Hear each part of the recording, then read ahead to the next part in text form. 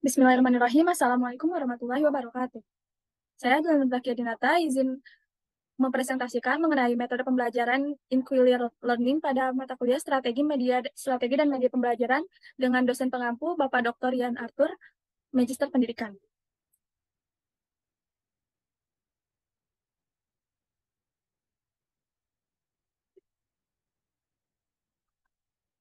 Adapun daftar isi yang akan saya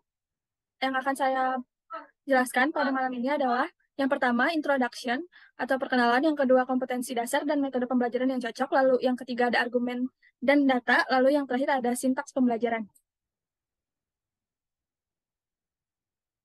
Baik, untuk perkenalan pertama, perkenalkan, nama saya adalah Nur Takia Dinata dengan NIM 15036211094, Prodi Pendidikan Teknik Bangunan. Untuk kompetensi dasar yang saya ambil adalah menganalisis bahan material finishing interior dengan metode pembelajaran yang menurut saya cocok adalah inquiry learning.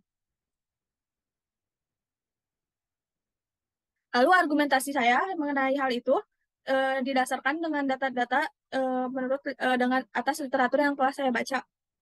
Yang pertama, belajar adalah proses perubahan pengetahuan atau tingkah laku.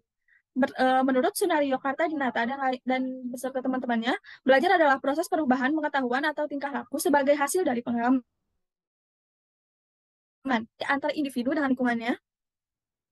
Oleh karena itu, pembelajaran yang baik adalah ketika pembelajaran tersebut tidak menjadikan guru hanya sebagai sumber belajar. Lalu menurut Sugihartono dan teman-teman yang lain, belajar adalah suatu proses di mana perilaku berubah sebagai hasil interaksi individu dengan lingkungannya. Lalu Tulus Tungo juga mengatakan bahwa belajar adalah hasil yang dicapai. Lalu untuk inquiry-nya itu sendiri, inquiry adalah pembelajaran di mana siswa mencari informasi atau pemahaman untuk digali dengan melakukan observasi, mengajukan pertanyaan, merencanakan penelitian, mengumpulkan dan menyempurnakan informasi, lalu menganalisis data, menarik kesimpulan, dan yang terakhir adalah mengkomunikasikan hasil penelitiannya. Lalu pembelajaran inquiry ini memposisikan siswa sebagai subjek atau sebagai pemeran inti atau pemeran utamanya pada mata pelajaran. Lalu tugas guru apa? Tugas guru adalah mengarahkan dan bertindak untuk membawa perubahan, menjadi penolong dan motivator bagi siswanya, atau bisa disebut sebagai fasilitatornya. Itu menurut Nurdiansyah dan kawan-kawannya pada tahun 2013. Model pembelajaran inquiry lebih efektif. Lalu ada juga yang mengatakan bahwa model pembelajaran inquiry ini lebih efektif digunakan dalam pembelajaran dibanding model pembelajaran konvensional. Karena salah satu contohnya pada pembelajaran instalasi tenaga listrik, itu dibuktikan dengan hasil pretest dan posttest, yakni hasil pretestnya itu rata-rata sebesar 55,008 dan posttestnya yaitu nilai rata-ratanya sebesar 76,1. Di situ terlihat bahwa rate-nya meningkat untuk nilai rata-rata pretest dan posttestnya dengan hasil uji hipotesis seusai perlakuan didapatkan nilai taraf signifikan yaitu 0,05 sehingga H1 diterima, lalu hasil dari efek size yang didapatkan sebesar 0,97. Itu dikemukakan dalam jurnal yang ditulis oleh Anita dan yang lainnya pada tahun 2020. Lalu dalam penerapan modul pengayaan dengan model pembelajaran tanya jawab dapat meningkatkan nilai mata pelajaran 3 bidang studi konstruksi beton bertulang siswa kelas 11 kelas 11 di SMK Negeri 2 Surakarta. Persentase ketuntasannya adalah 90,32% di bidang kognitif, lalu 80,65% di bidang afektif, dan 84% di bidang psikomotorik. Dengan demikian, presentasi yang diperoleh pada ketiga bidang studi tersebut mencapai indikator capaian yang direncanakan, yaitu 75%. Itu dikemukakan dalam jurnal yang ditulis oleh Razan dan teman-temannya pada tahun 2018. Lalu strategi pembelajaran berbasis inquiry ini dapat meningkatkan hasil belajar siswa pada kelas eksperimen yang terbukti lebih mudah dipahami dibandingkan materi mata kuliah mekanika teknik. Jadi dari hal tersebut dapat dibuktikan bahwa metode inquiry ini sangat cocok digunakan untuk program studi atau kejuruan vokasional. Lalu sintaks pembelajarannya, yang pertama ada pendahuluan. yaitu yang pertama menyiapkan kelas secara tatap muka sampai suasana kondusif untuk menunjang kegiatan belajar dan mengajar. Lalu yang kedua ada memberi motivasi belajar kepada peserta didik sesuai dengan manfaat dan aplikasi dari materi ajar dalam kehidupan sehari-hari. Lalu yang ketiga ada memberi pengarahan kepada peserta didik untuk selalu bersikap jujur kepada siapapun. Lalu untuk yang keempat adalah mengajukan pertanyaan dasar sebagai pendahuluan dari materi yang akan diberikan kepada peserta didik.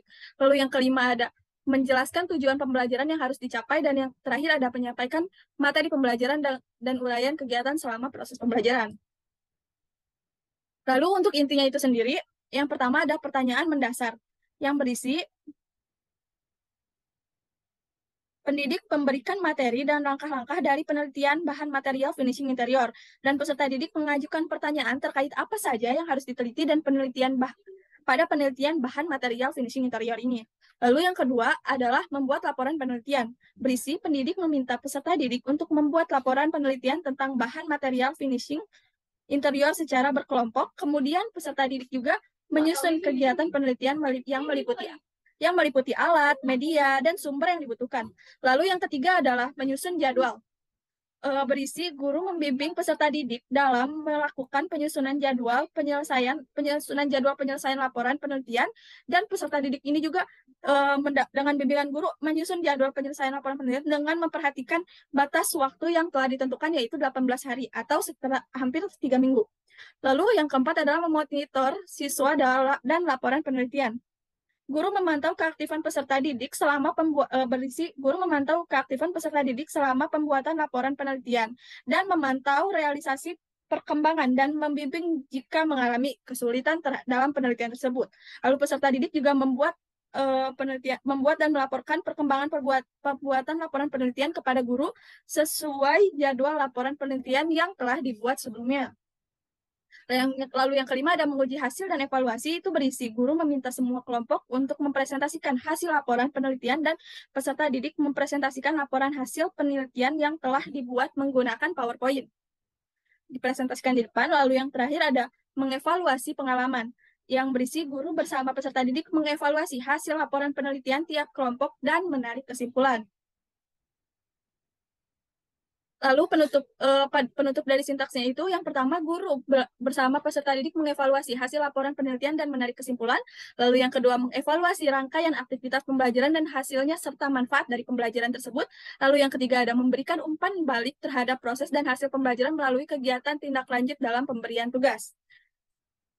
Jadi umpan baliknya itu ada dalam pemberian tugas. Lalu yang untuk asesmennya itu sendiri, untuk dalam bidang pengetahuannya itu dilakukan tes tulis dan penugasan. Lalu dalam bidang keterampilannya itu dilakukan diskusi, penelitian, dan juga presentasi untuk asesmen keterampilannya. Lalu yang ketiga ada di bidang sikap yang harus diamatinya itu, yang pertama ada disiplin, jujur, dan tanggung jawab. Itu bisa dalam mengerjakan tugas maupun dalam belajar. Lalu untuk alat dan bahan yang diperlukan pada kompetensi dasar pada pembelajaran ini yaitu laptop, smartphone, video pembelajaran, YouTube, dan Google untuk penambahan materi yang dibutuhkan. Lalu kesimpulan yang didapat dari yang telah saya paparkan tadi, yaitu berdasarkan definisi dari beberapa data yang disebutkan tadi, maka dapat disimpulkan bahwa metode inquiry learning cocok digunakan pada kompetensi dasar menganalisis bahan finishing interior. Karena dengan metode inquiry learning ini, siswa dapat menganalisis bahan finishing dari mulai mengamati dan mengidentifikasi, lalu membuat hipotesis sementara, kemudian proses pencarian data yang terjadi di lapangan, lalu menguji hipotesis awal hingga akhirnya dapat menyimpulkan mengenai bahan finishing interior ini. Sekian yang dapat saya sampaikan. Wassalamualaikum warahmatullahi wabarakatuh.